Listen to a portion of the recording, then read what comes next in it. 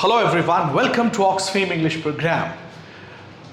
You know what? Everybody is dying to get success, but only dying doesn't do anything. You know, what works is trying. जो काम करता है वो ये है कि आप कितना प्रयास कर रहे हैं, आप कितनी कोशिश कर रहे हैं. And you know what? ऐसे ही लोगों के लिए कहा जाता है कदम चूम लेती है खुद बढ़ के मंजिल, मुसाफिर अगर अपनी हिम्मत न हारे. You must have courage to practice. Learning English language is all about practicing. Practice, practice and practice.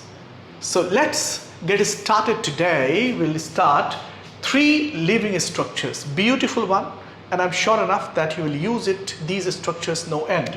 पहला, subject will be one. Generally, in spoken English, we don't use shall. हम लोग short form use करते जैसे इस तरह से I'll, he'll, इसका मतलब दोनों होता है I'll be और shall be, right? तो avoid using shall. दूसरा है will be able to be one. Will be able to be one. This is the first one. This is the second one. And the third one is subject would like to be one. Now see the difference.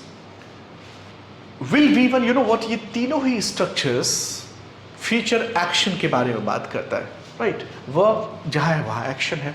ये तीनों structure future action के बारे में बात करता है. Now the question arises, what is the difference? No, the difference lies, and it is. अगर हम बात करेंगे will be one की तो बिल्कुल सिंपल, जैसे करूँगा, गा की बात, जैसे मैं नहीं जाऊँगा, I will not go. मैं इसे आज पूरा नहीं करूँगा, I will not complete it today. Right? करूँगा, गा. लेकिन ये जो will be able to be one है, be able to जो एक्स्ट्रा आप देख रहे हैं, will be one, be able to, इसकी जो मीनिंग होती है, हिंदी स्ट्रक्चर होती है, वो कर सकूंगा या कर पाऊंगा. अगर आप ये कहोगे मैं नहीं करूंगा, I will not do. मैं नहीं कर पाऊंगा या मैं नहीं कर सकूंगा या मुझसे नहीं हो सकेगा, I will not be able to do. आप समझ पाए? यानी आप जब अपनी इनकैपेबिलिटी की बात करेंगे, यानी आप सक्षम नहीं है करने के लिए किसी चीज के बारे में, तो will be able to का कहेंगे, राइट? जैसे आप कहेंगे कि वह समय पर नहीं आएगा, he will not come on time. अगर ये कहोगे वह समय पर नहीं आ सकेगा, तो फिर कहेंगे he will not be able to come on time.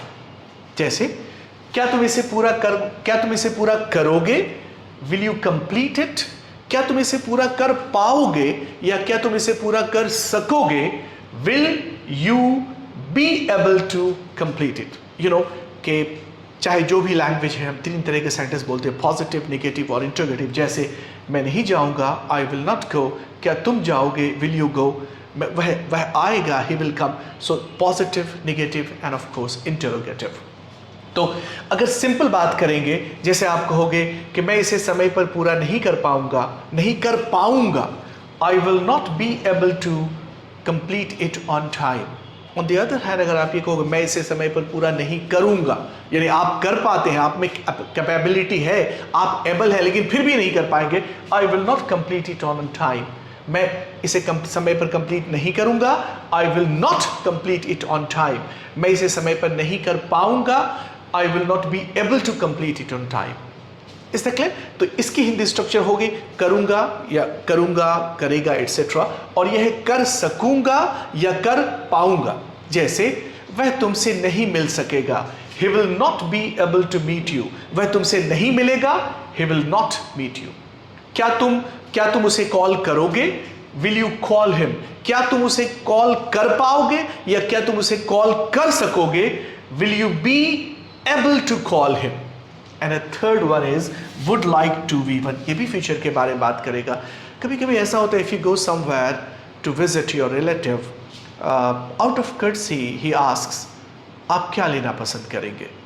बहुत अच्छा सा एक ब्यूटीफुल जोक है. एक साहब कहीं जाते हैं और उनसे पूछते हैं आप क्या लेना पसंद करेंगे, ठंडा या गर्म? तो वो कहते हैं एनी अदर ऑप्शन? तो होस्ट कहते हैं yes, none of these. Joking apart. तो आप ये कहते हैं ना, आप क्या लेना पसंद करेंगे, यही होगा what would you like to take, यानी वुड लाइक टू V1 इसका मतलब करना चाहूंगा या करना पसंद करूंगा। जैसे मैं नहीं जाऊंगा, आई विल नॉट गो। मैं नहीं जा सकूंगा, I will not be able to go. मैं जाना पसंद नहीं करूंगा, I would not like to go, I would not like to go. आप क्या लेना पसंद करेंगे, what would you like to take. क्या आप कुछ और कहना चाहेंगे, would you like to say anything else. आप और क्या खाएंगे, और क्या। एक बात याद रखो, जब कभी भी WH के साथ और लगता है तो उसके लिए हम लोग एल्स का यूज इसी के साथ कर देते हैं। जैसे और क्या, व्हाट एल्स, और कहाँ, वेयर एल्स, और कब, व्हेन एल्स, और कौन, हु एल्स। कुछ खा रहे हैं तो पूछता है और कुछ, एनीथिंग एल्स, तो आप कहेंगे नथिंग एल्स, और कुछ नहीं। तो what would you like to take, क्या आप और क्या खाना पसंद करेंगे, what else would you like to eat. क्या आप कुछ कहना चाहेंगे, would you like to say anything. Is the clear.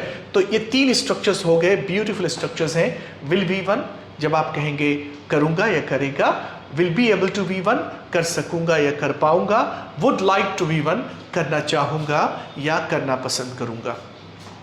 मैं ये चाहूंगा कि आप इन 3 स्ट्रक्चर्स पे आप खूब प्रैक्टिस करें। याद रखो, the more you practice speaking aloud in English, the quicker you learn spoken English.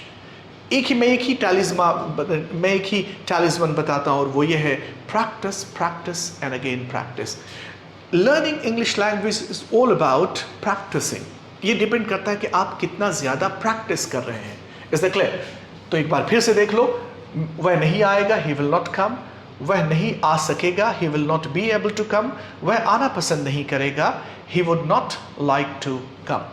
क्या तुम कहीं जाना चाहोगे, would you like to go anywhere. मैं इस टॉपिक पे बोलना चाहूँगा, I would like to speak on this topic. मैं आपसे कुछ सवाल करना चाहूँगा, I would like to ask you some questions. So dear friends, if you're new to my channel, subscribe and don't forget to hit that bell icon. You know why? Because when I upload any new video, you will get it instantly. Take care, practice well. Thank you.